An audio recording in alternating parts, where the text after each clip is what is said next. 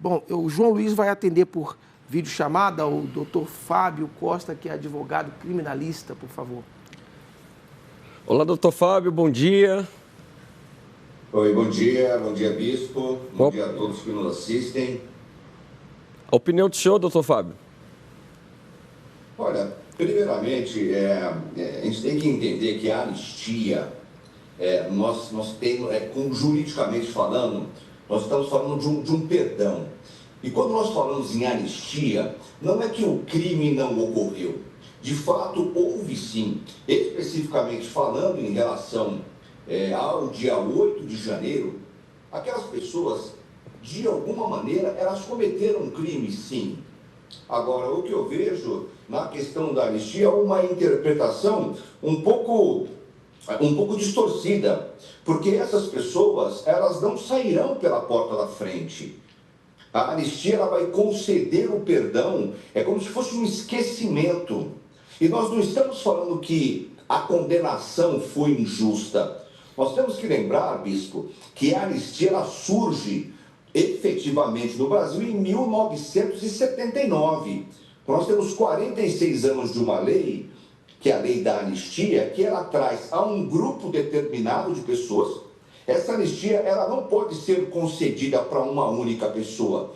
Por isso que tem um grupo de pessoas, esse grupo de pessoas, certamente é o grupo de pessoas que estavam no dia 8 de janeiro, naquele fatídico dia onde houve aquela invasão. Agora, o que eu vejo é que as penas foram exacerbadas, as penas foram elevadas, porque a anistia, ela tende a dar um perdão a essas pessoas. E nós não estamos falando aqui que a condenação foi injusta, muito pelo contrário, a condenação, ela foi justa. Essas pessoas, elas tinham sim que ser condenadas por um determinado crime. Agora, a questão da anistia, ela não vai entrar no mérito se essas pessoas eram culpadas, se elas eram inocentes, quais crimes elas cometeram. É um grupo de pessoas que terá um perdão judicial. A ficha dessas pessoas, elas continuarão limpas em relação a esse crime, mas nós temos uma trava, nós temos um limite para conceder essa anistia. Nós não podemos conceder, é vetado pela Constituição Federal, conceder a anistia para crimes bárbaros, como tráfico, tortura, terrorismo e todos os crimes que nós consideramos graves. Quais são? Os crimes hediondos.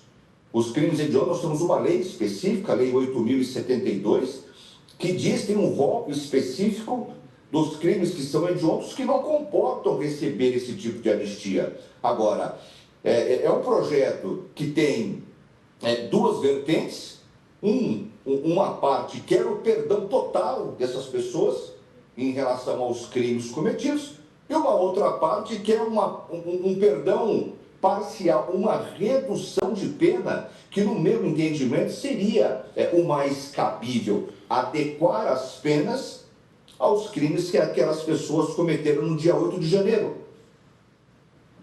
Então, na opinião do senhor, corrijam a injustiça?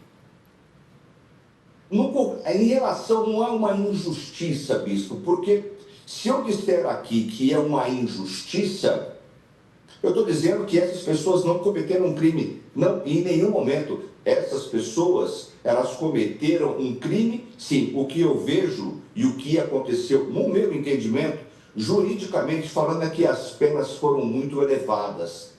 Então, eu acredito, sim, que passará um projeto de anistia parcial para que essas penas, elas sejam adequadas, não corrijam o erro. E também não vou dizer que é uma manobra política. Eu vejo a anistia hoje, eu vejo esse projeto para conceder a anistia, seja ela total ou parcial, como um instrumento de pacificação. Foi assim que a anistia surgiu em 1979, durante a ditadura militar. Surgiu exatamente como um instrumento de pacificação social. Muito obrigado pela participação do senhor, doutor Fábio. Agradeço, bispo, uma boa noite. Obrigado, doutor Fábio. Muito boa a sua explicação, excelente sua explicação.